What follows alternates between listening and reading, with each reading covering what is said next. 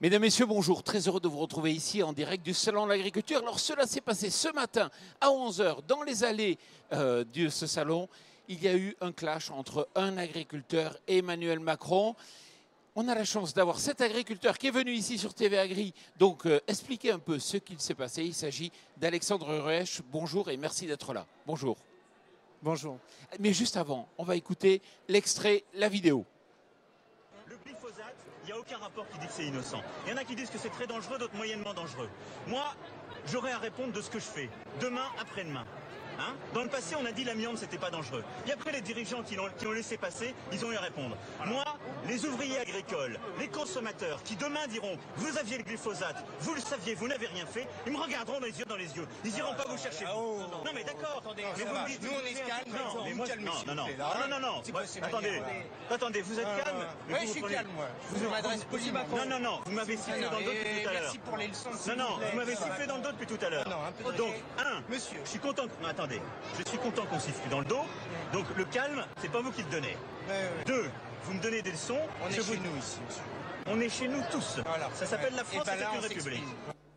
Non mais Alexandre, vous êtes fou. Jamais personne n'ose parler comme ça au président. Vraiment, vous l'avez énervé? Bah oui, apparemment, je l'ai énervé fortement. Oui. Et pourquoi? Qu'est-ce que vous aviez à lui dire? Qu'est-ce qui s'est passé d'abord?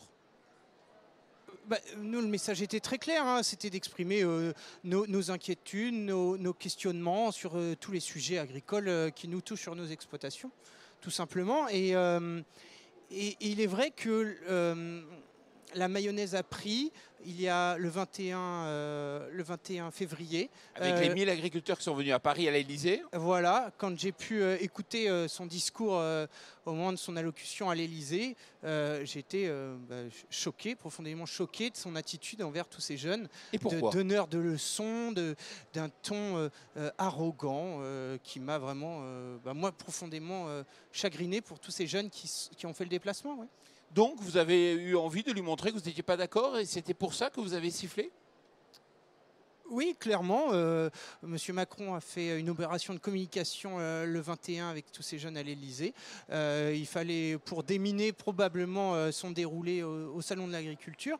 Et il était pour nous... ma région, mes départements, mes adhérents, c'était pour nous évident de venir lui montrer qu'il n'était pas forcément en odeur de sainteté dans le monde agricole. Vous êtes président des JA d'Île-de-France, il faut le dire. Oui. Et c'est vrai que vous êtes remonté quand même, notamment à cause de différentes problématiques, dont le glyphosate?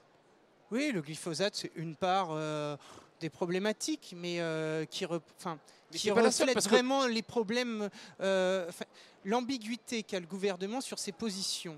Monsieur Macron a eu des positions fermes avant et des engagements de campagne.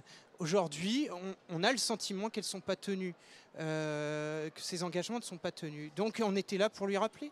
Alors Alexandre, vous avez sifflé, mais vous n'étiez pas le seul à siffler. Il y avait énormément d'agriculteurs qui sifflent. Le seul problème, c'est que vous mesurez 1,80 m.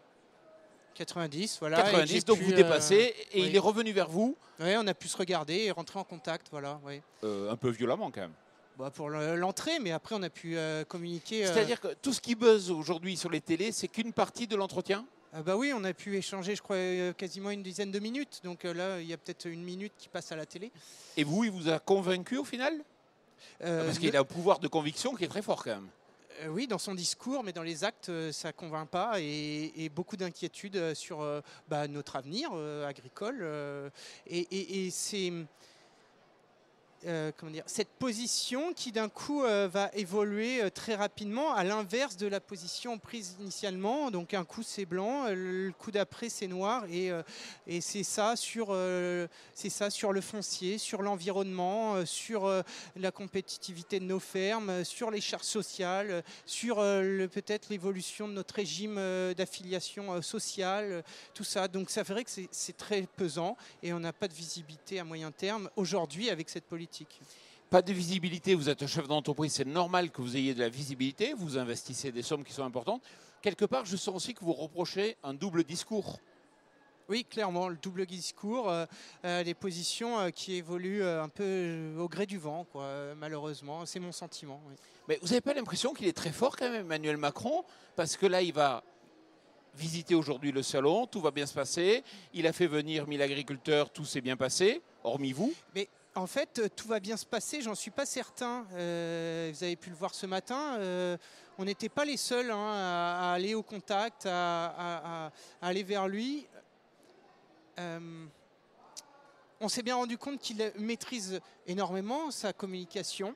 Quand les premiers sifflets ont résonné, dans son armée, autour de lui, il y avait des fervents défenseurs. Corps, c'est ça ah non. Oui, mais non, des militants. Des militants étaient présents pour pouvoir couvrir le bruit des sifflets.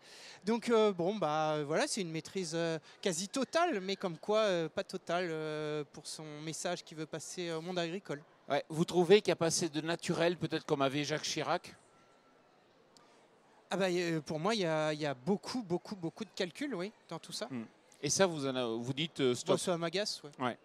Concrètement, vous préférez plutôt avoir un échange un peu direct. Et justement, dans cet échange, est-ce que vous avez appris des choses nouvelles qui méritent d'être dites ici? Non, j'ai rien appris de nouveau, malheureusement.